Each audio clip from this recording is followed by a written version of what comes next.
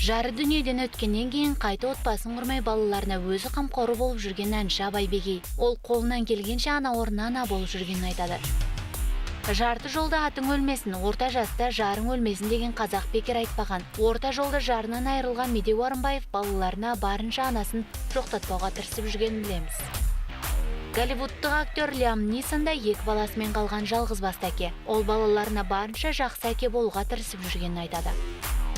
Рэпер Эминем жалғызбасты әке ғана емес, сонымен қатар көп балалы әке. Ол жарымен ажырасқаннан кейін балаларға өзі қамқор болатынын айтып, өзінде қалдырған.